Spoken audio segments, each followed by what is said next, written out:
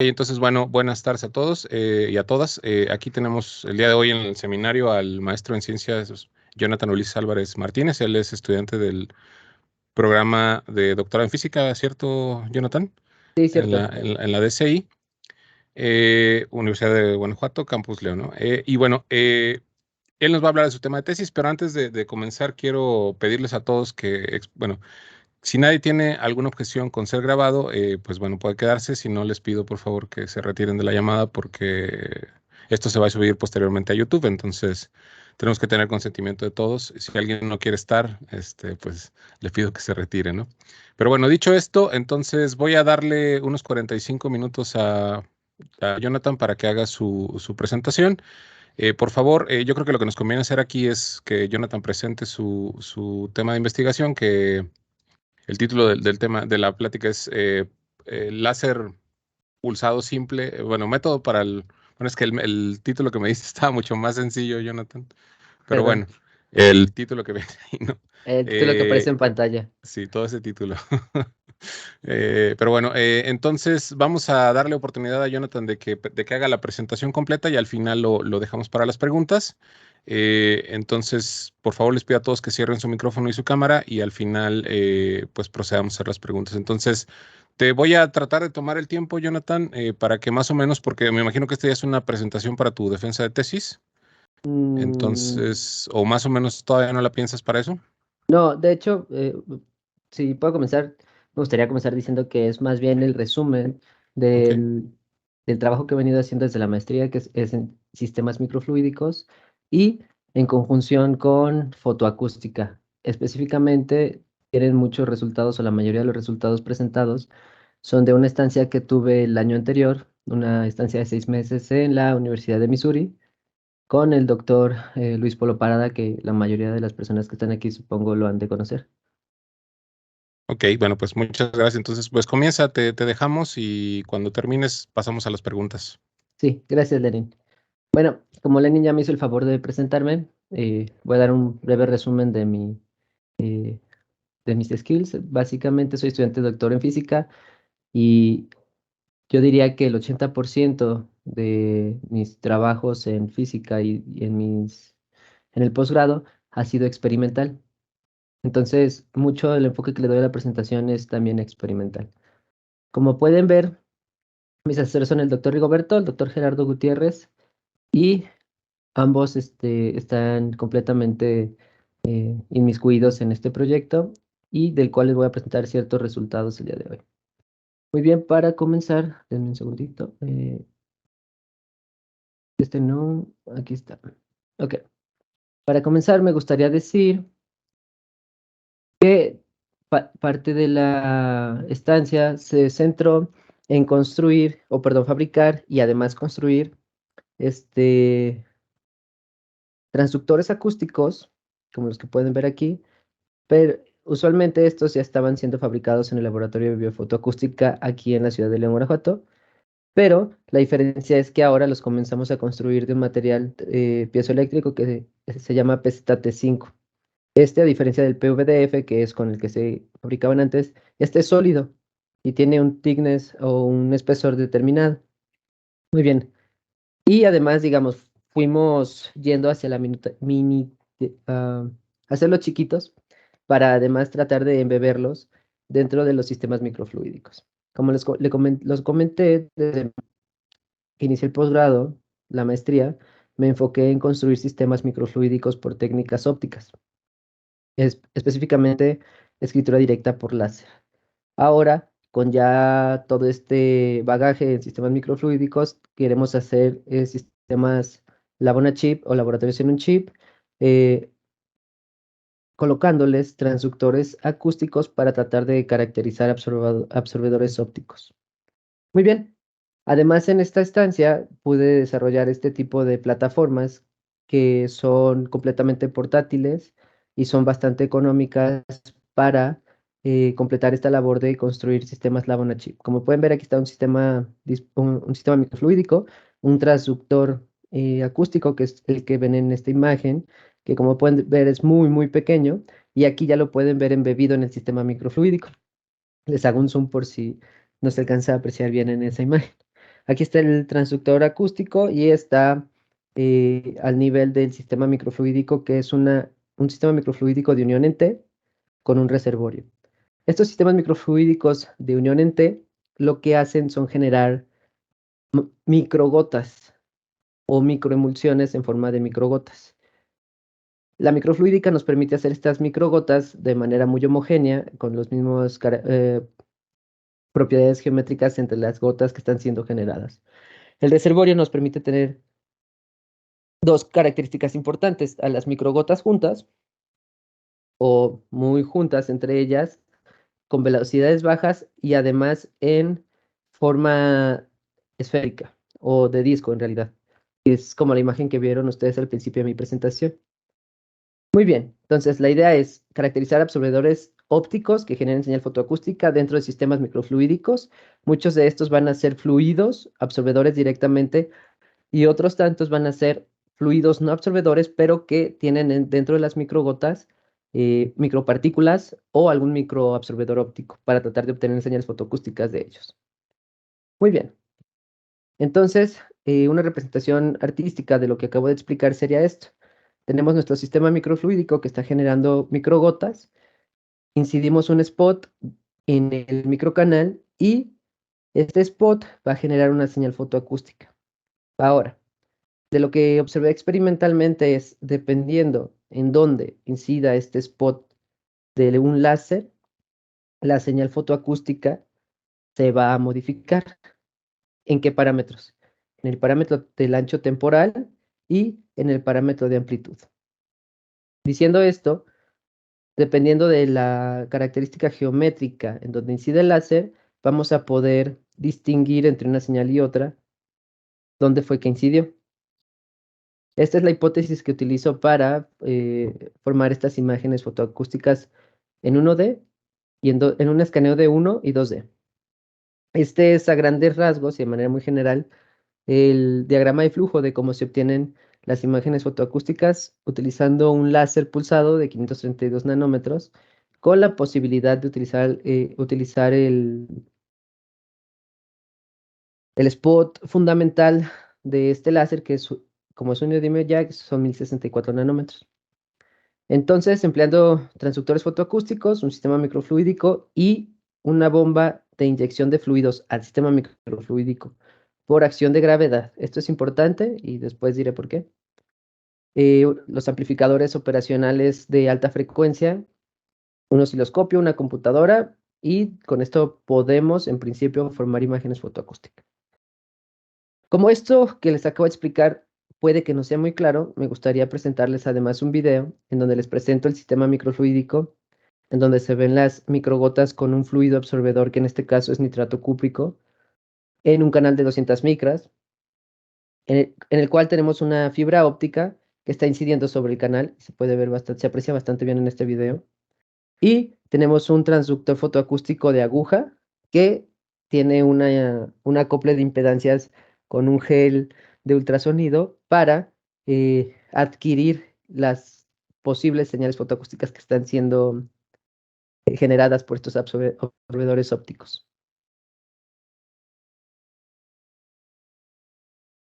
Este láser tiene una frecuencia, o al menos el experimento que corrimos lo ajustamos a 10 Hz, una longitud de onda de 532 nanómetros y una duración de pulso de 10 nanosegundos. Muy bien. Ahora, voy a poner el ejemplo, voy a poner una señal de ejemplo para describir cómo es el método que utilizamos para el tratamiento de las señales fotoacústicas. Tenemos esta señal fotoacústica que, como pueden ver, la relación o la diferencia de amplitud que hay entre la señal y el ruido es bastante buena y que además proviene de una microgota. Esta es una forma muy común de representar la señal fotoacústica, que es graficar la amplitud o el rango de amplitudes que tiene esta señal contra en el tiempo que fueron adquiridas. Muy bien. Yo a esta forma de gráficas o de representación de la señal fotoacústica la llamo vectorial, que sería algo similar a esto. Ahora lo que yo hice fue básicamente tomar cada una de estas señales en el momento que fueron adquiridas y organizarlas ahora como una columna y graficar un rango de amplitudes de la señal fotoacústica. Es decir, todos estos datos que ven en esta figura son exactamente los mismos que están aquí, pero graficados sobre una misma línea y simplemente agrupándolos, o perdón, ploteándolos acorde al valor que tienen en este rango, que es básicamente, que está acotado básicamente por la amplitud de la señal fotoacústica. Perfecto. Si yo hago esto con los datos adquiridos en el experimento, como en el video que les mostré anteriormente, lo que obtengo son este tipo de arreglos de datos, al que voy a llamar arreglo matricial. Si pueden ver aquí, yo ya puedo de manera visual distinguir qué tipo de objetos fueron los que generaron estas señales o este rango de amplitudes de cada una de las señales que acomodé en este arreglo matricial. Si yo tomo cada uno de estos objetos y les hago un zoom, lo que pueden ver es este tipo de geometrías, vamos a llamarla así, o shapes o formas que se forman con los rangos de amplitud, que si uno observa bien, lo que recuerda es a la microgota que la estaba haciendo generada. En este caso sabemos qué objeto fue el que la generó, porque nosotros mismos inducimos esta generación de microgotas para este arreglo experimental. En este caso, este arreglo de datos, en donde se despliegan los rangos de amplitud para cada una de las muestras, es básicamente tener esta representación matricial de datos, en donde, para este caso en específico, tengo 15 muestras que forman el escaneo de una simple gota. Muy bien. Espero que vaya siendo claro hasta aquí, porque esto es, digamos, lo más importante para entender el método que se está empleando para generar las imágenes. Perfecto.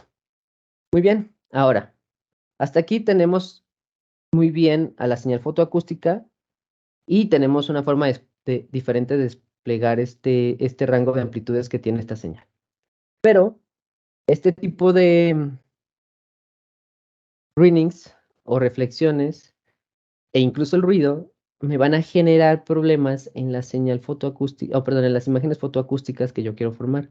Y estos problemas no son otra cosa más que ruido en la imagen o falta de definición. Para evitar esto, lo que utilizamos fue un método de umbralización en el cual, y esto es de manera experimental observado, nosotros fijamos el máximo de cada una de las señales fotoacústicas para umbralizar a esa señal. ¿Cuál es esta condición de umbralización? En donde el máximo de esta señal medios o el mínimo medios son empleados como un filtro pasabandas o, o cortabandas, es decir, todo lo que está dentro de este rango entre max medios y mínimo medios, lo voy a mandar a cero. ¿Por qué? Porque si, de nuevo, de manera experimental, si yo veo todas las señales fotoacústicas que adquirí, las reflexiones o estos llamados readings son menores en amplitud o son menores al máximo medios de la amplitud máxima de esta señal fotoacústica. Haciendo esto, lo que tengo es la señal que está en la parte de abajo y además mi método de arreglo matricial no cambia, es decir, el rango sigue siendo el mismo. A lo mejor con menos puntos, pero sigue siendo el mismo. O con mayor número de ceros, ¿no? Se puede ver más centrado en el cero el número de puntos. Pero bueno, además, si uno hace un zoom en estas gráficas, lo que ve es una señal fotoacústica bastante bonita. Incluso por allí me hicieron un comentario que si esta era una simulación de señal fotoacústica, pero claramente se ve que no. Aquí hay puntos en los picos superiores e inferiores. Y sí, todo lo demás es cero porque es la condición de umbralización. Muy bien. Ahora, si yo hago un análisis en este caso hago un análisis de una sola gota, como lo presenté en la diapositiva anterior, lo que veo es que una de las hipótesis de que la amplitud, o las hipótesis de que la amplitud de la señal fotoacústica y la duración del pulso o del ancho temporal de estas señales se modifica,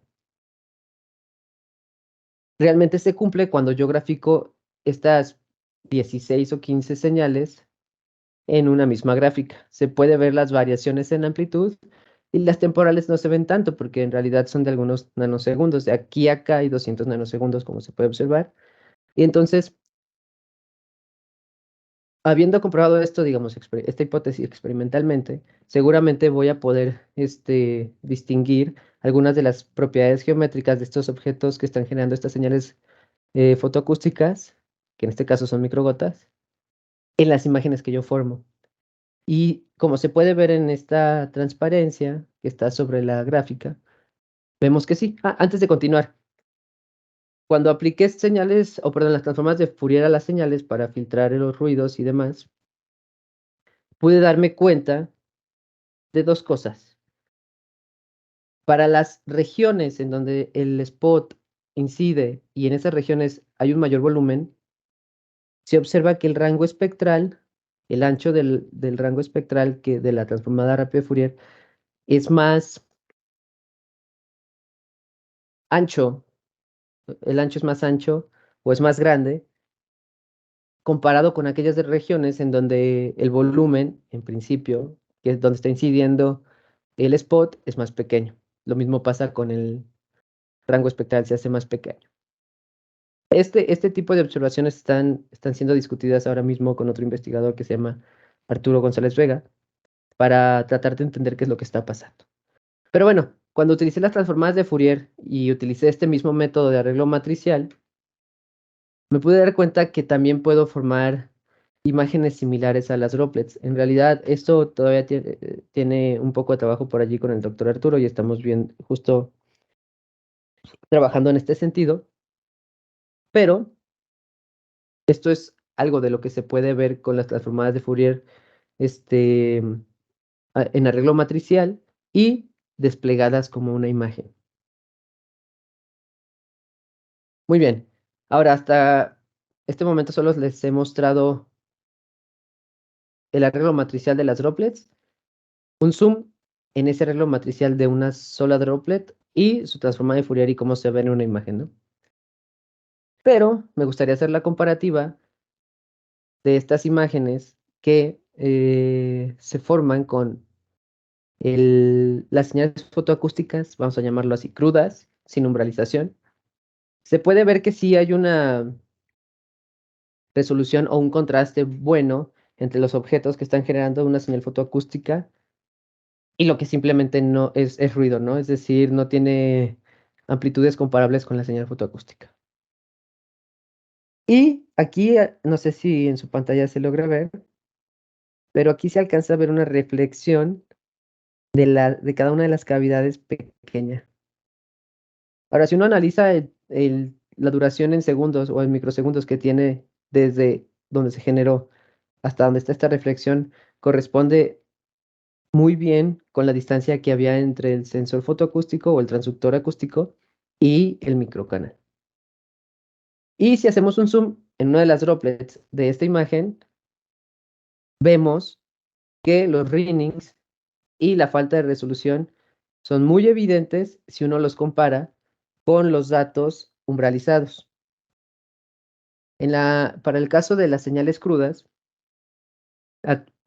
se puede ver como si tuviese ruido alrededor del objeto que les está generando, pero este ruido que nosotros vemos es debido a dos cosas, el ruido de fondo de la señal y los ringings.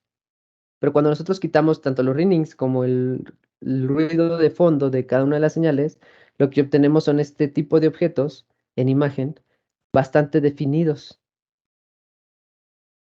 Y si además de tener este tipo de datos ya umbralizados y tratados, nosotros los graficamos en una mesh o en tres dimensiones en donde el eje Y es el tiempo de duración de la señal, que si lo multiplicamos por un factor de 1054, que es la relación, perdón, la velocidad del sonido, del ultrasonido en el PDMS, podemos obtener la distancia que había al microcanal con respecto al transductor acústico que se utilizó.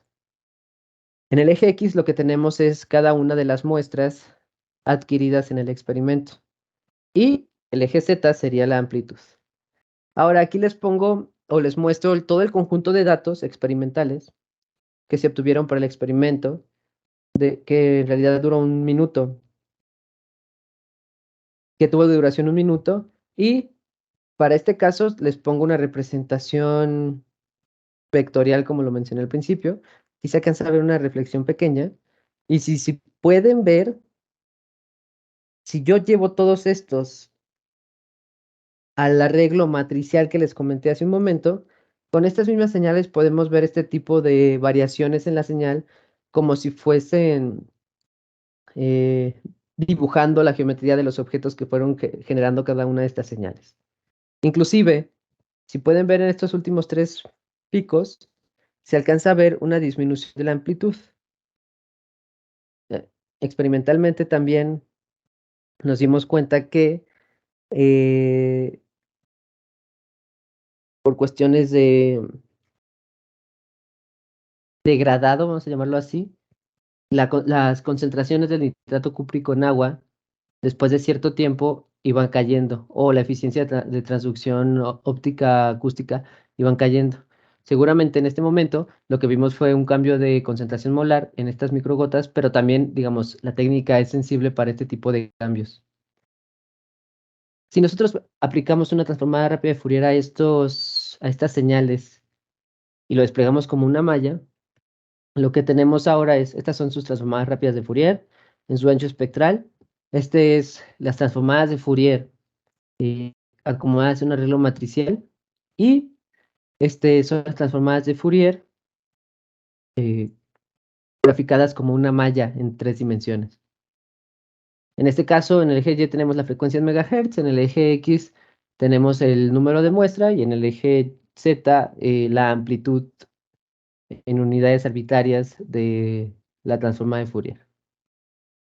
Pero bueno, hasta aquí me gustaría dar algunas conclusiones de este tipo de métodos de tratamiento de las señales fotoacústicas, que básicamente son, estamos utilizando todo el tiempo o el tiempo completo de la señal fotoacústica desde el cero, donde se inició el pulso, en donde se midió la señal, todo el ancho del pulso, si acaso estamos descartando los ringings, pero todo el ancho del pulso, que como vimos también nos está dando información de la geometría que lo está generando, y todo el resto de la señal fotoacústica hasta su término. De lo que yo he podido investigar en la literatura, la mayoría de los trabajos no utilizan toda la señal. La mayoría utilizan o solo el tiempo de vuelo o la amplitud, pero no utilizan toda la señal en su conjunto. Y tampoco lo habíamos hecho nosotros hasta ahora.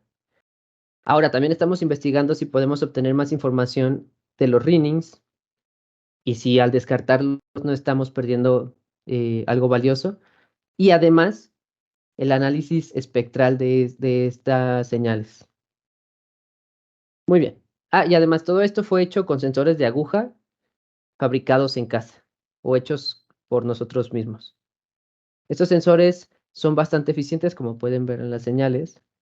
Es decir, son bastante eficientes al momento de transducir señales de ultrasonido a señales eléctricas y nos han permitido obtener señales bastante buenas de los absorbedores ópticos en la microescala.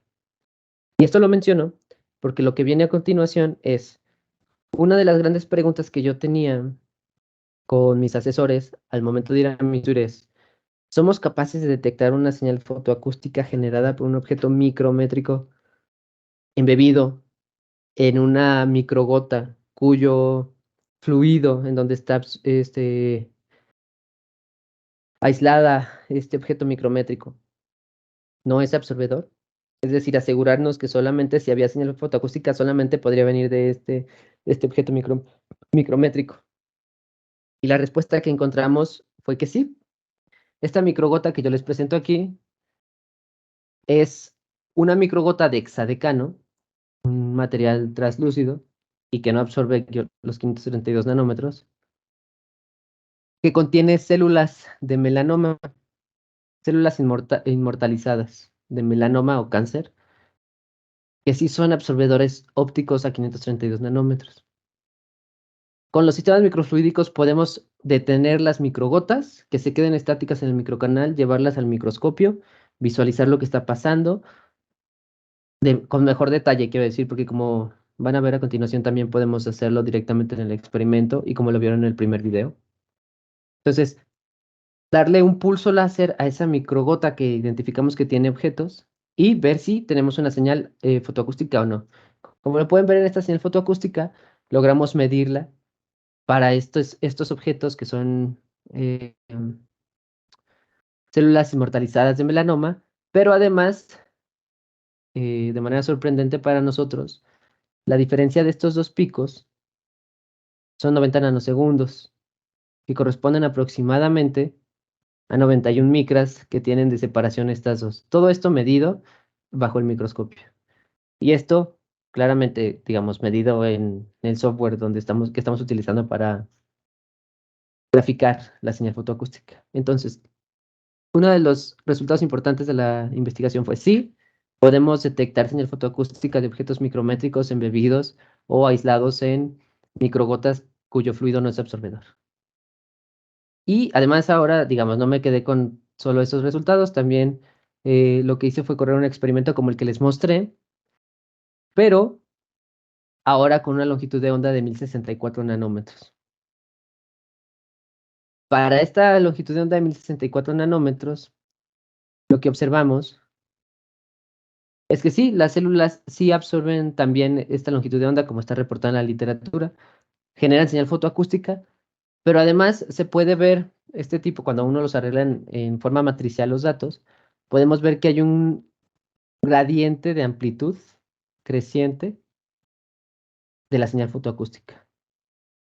Pero se puede ver más como, perdón, nuestra hipótesis es que al tratarse de una longitud de onda en el infrarrojo, podemos estar calentando el sistema completo, lo cual contribuye a una amplitud mayor de la señal fotoacústica.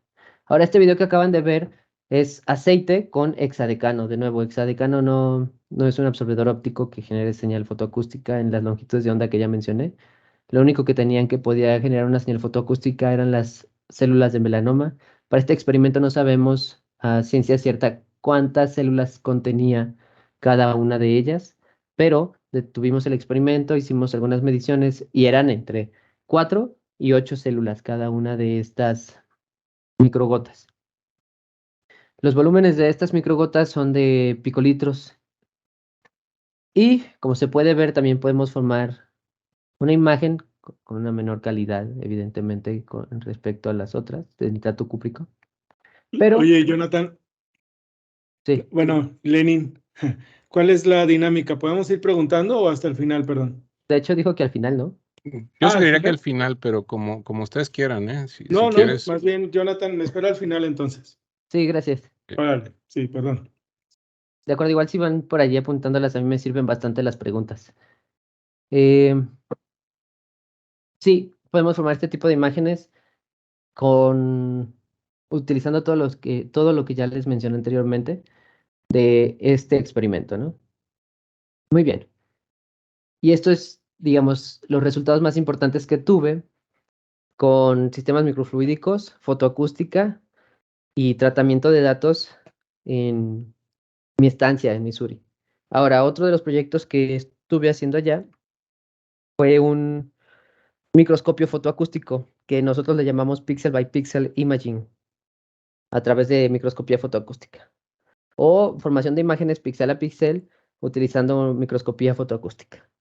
Básicamente es tener esta plataforma que es movible en X y Y que está desplazando una muestra absorbedora que está siendo irradiada por una fibra óptica, por un láser pulsado, el mismo láser que utilicé en los experimentos anteriores, 532 nanómetros, una duración de pulso de 10 nanosegundos, y en este caso la frecuencia es un hertz, es un pulso a la vez, por cada una de las zonas. Esto de un pulso es importante. ¿Por qué? Todos los resultados que les acabo de presentar y les voy a presentar son pulso a pulso en cada una de las muestras. No estamos utilizando promedios, no estamos promedios en el osciloscopio, no estamos juntando un montón de datos de un solo punto, haciendo un promedio y luego trabajándola. No, es pulso, señal, se mete a tratamiento. Pulso, señal, se mete a tratamiento. Y lo mismo con el microscopio fotoacústico. Muy bien. Estos objetos absorbedores son resina epóxica, o bueno, no es epóxica, es una fotorresina que se utilizan en las impresoras 3D de impresión fotónica. Esta resultó ser muy buena para generar señales fotoacústicas. Ahora, estas regiones, como lo vimos en la diapositiva anterior, es de 1 centímetro por 1 centímetro, la región del cuadrado en rojo. Ponemos estos objetos, que como podemos ver son milimétricos, y hacemos escaneos con distintos puntos en X y en Y para obtener imágenes. Aquí yo les presento imágenes formadas de 10 por 10 píxeles. Como uno lo esperaría, la resolución no es tan buena. De 20 por 20 píxeles, que en este experimento la muestra se movió, o fue o la muestra o la plataforma. Hubo un error allí, evidentemente. Y el último, que fue de 50 por 50 píxeles.